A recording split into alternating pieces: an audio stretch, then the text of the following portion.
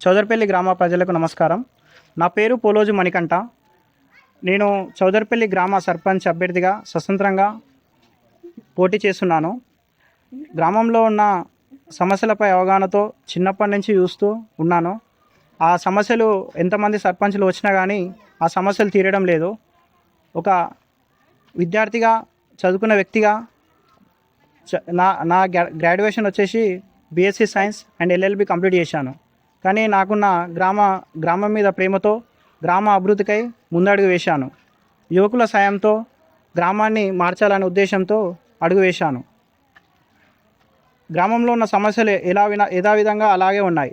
నేను చూస్తున్నప్పటి నుంచి కూడా గత 20 సంవత్సరాలుగా అభివృద్ధి నోచుకోలేదు. మా గ్రామం చిన్న సమస్యలుగా నేను ప్రచారంగా ప్రజల వద్దకు వెళ్ళినప్పుడు ప్రతి గడపన తిరిగినప్పుడు ఒక 3 సార్లు ప్రతి గడపలో సమస్యలు విన్నాను, చూశాను.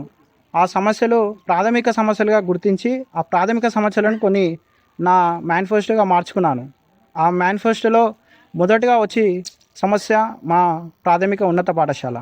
మేము చదువుకునే గత 10 సంవత్సరాల క్రితం మేము చదువుకునేటప్పుడు 7వ తరగతి వరకు ఉండేది. ఇప్పుడు 5th వరకు ఉంది. ఆ 5th కాస్త 20 మందికి ప్రజెంట్ చేరుకుంది. ఇప్పుడు ఆ శిథిలావస్థకు చేరుకుంది ఆ స్కూలు. కానీ మా ఊరికి ఉన్న పేరు ఏంటంటే ఉపాధ్యాయులు, పోలీసులు, గవర్నమెంట్ ఉద్యమంలో పక్క ఊరిలో మండల స్థాయిలో, జిల్లా స్థాయిలో ఉన్నతమ పేరుగా ఉంది ఉద్యోగాలలో. కానీ అభివృద్ధికి నోచుకోవడం లేదు. ఈ సమస్యను ఇంతమంది ఉన్నా కానీ ఎందుకు అభివృద్ధి చెందలేదనే నా ఆలోచనలో మెదిలింది. ఆ ఆలోచనలే అభ్యర్థిగా నిలబడడానికి నన్ను ప్రేరేపించింది. ఆ సమస్యను నేను మొదటిగా గుర్తించింది ప్రాథమిక పాఠశాల. ఆ పాఠశాలను అభివృద్ధి చేయడం నా మొదటి కర్తవ్యం. రెండో విషయం స్టడీ హాల్. మా ఊరు నుంచి చాలా ప్రభుత్వ ఉద్యోగాలు పొందడం జరుగుతుంది. వాళ్ళకు వెసులుబాటుగా స్టడీ హాల్ ఏర్పాటు చేస్తే వాళ్ళు ఉద్యోగం పొందుటకు మనం సహకరించిన వాళ్ళు అవుతాం. ఇంకొక సమస్య ఫ్లోరిన్.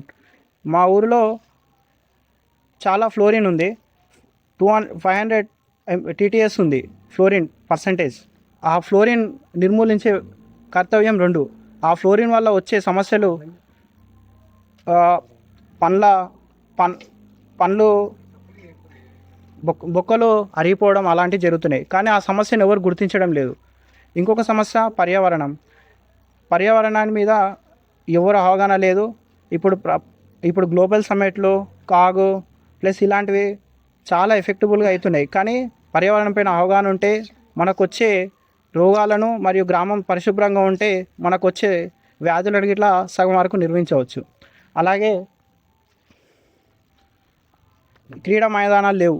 ఇలాంటి చిన్న చిన్న సమస్యలు నేను ప్రాథమికంగా గుర్తించాను. అవి మొదటిగా పూర్తి చేస్తాను. రెండో దశలో లైబ్రరీ. రెండో దశలో మొత్తం మురికివాడలు, లైట్లు లేకపోవడము ఇలాంటివి సమస్యలు చాలా ఉన్నాయి. అవి కాంట్రాక్ట్తో కూడుకున్న సమస్యలు కాబట్టి మొదటిగా ప్రాథమిక సమస్యలు నేను గెలిచిన తర్వాత ఒక 6 నెలల్లో పూర్తి చేస్తాను. రెండో విషయం ఈ రోడ్ల విషయంకి వస్తే భగీరథ పైపులు చాలా వరకు వేయడం వల్ల రోడ్లు మధ్యలో చాలా డ్యామేజ్ అయిపోయినాయి. సీసీ రోడ్లు అవి పునర్నిర్మిస్తానని చెప్తున్నాను. ఇక చాలా నుంచి కొంతమంది క్వశ్చన్ ఏమొస్తుందంటే నువ్వు ఇంత ముందుకు ఏం చేశావు? ఆ క్వశ్చన్ చాలామందికి వస్తుంది. ఎందుకు నిలబడ్డావు, ఏం చేసినావు, నీ ధైర్యం ఏందని అంటున్నారు. గత కొన్ని సంవత్సరాలుగా మా గ్రామంలో కరోనా తర్వాత బస్సు సౌకర్యం కోల్పోయాం. విద్యార్థుల సమస్యలు నా దగ్గర తీసుకొచ్చారు. ఆ సమస్యలను పరిష్కరించడానికి ఇబ్రహీంపట్నం బస్టాండ్ డిపోకు 2 సార్లు నేను ప్రయత్నించాను. ఆ సమస్యను తీర్చాను. రెండో విషయం మా ఊరిలో ప్రభుత్వ ఉద్యోగాలు కొట్టడానికి మొదటిగా పోలీసులో గ్రౌండ్ అనేది ముఖ్యం మా ఊరిలో. ఆ గ్రౌండ్ని గత పాలకులు దాన్ని మొత్తం ఖరాబ్ చేయాలని రాళ్ళు గ్రౌండ్లో వేశారు. ఆ గ్రౌండ్లో మేము మా యువత పోలీస్ ఆస్పిరెంట్స్ అందరం కలిసి దాన్ని అడ్డుకోవడం జరిగింది. ఎంపీడీఓ కంప్లైంట్ ఇవ్వడము, ఎంఆర్ఓకి ఇవ్వడము, గ్రామ కార్యదర్శికి ఇవ్వడము, దాన్ని అడ్డుకోవడం జరిగింది. ఇలా చిన్న చిన్న కార్యక్రమాలు చేశాను. అదే ధైర్యంతోనే ఉన్నాను. అలాగే నిరుద్యోగ జేఏసీ తరపున గత 5 సంవత్సరాలుగా నేను కాంపిటేటివ్ ఎగ్జామ్ ప్రిపేర్ అయ్యాను. ఆ సమస్యలో కూడా పాల్గొన్నాను.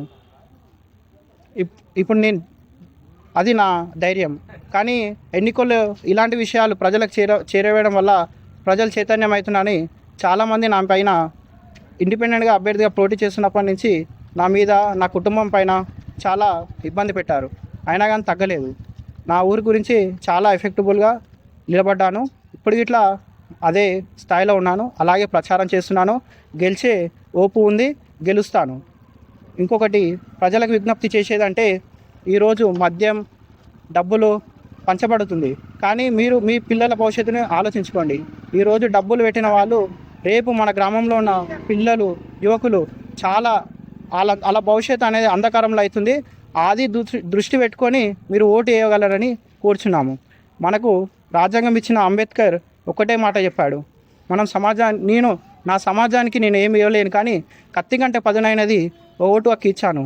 ఆ ఓటుని వినియోగించుకొని మన గ్రామాన్ని భవిష్యత్తుకై చూడాలని చూస్తున్నాను. లాస్ట్ ఒక వాడు, రాజకీయాలు కాకుండా గ్రామానికి ఒక ఓటు వేయండి, నన్ను గెలిపించి గ్రామాన్ని గెలిపినండి. నేను గెలిస్తే గ్రామం గెలిచినట్టు. ఈ విధంగా నాకు ఎన్నికల సంఘం గుర్తించిన గుర్తు 4వ నెంబర్ ఫుట్బాల్ గుర్తు, సీరియల్ నెంబర్ 4 ఫుట్బాల్ గుర్తు. ఆ గుర్తుకు ఓటేసి చౌదరిపల్లిని గెలిపించగలరని మనం చేస్తున్నాను. ఫుట్బాల్ గుర్తుకే, ఫుట్బాల్ గుర్తుకే, ఫుట్బాల్ గుర్తుకే.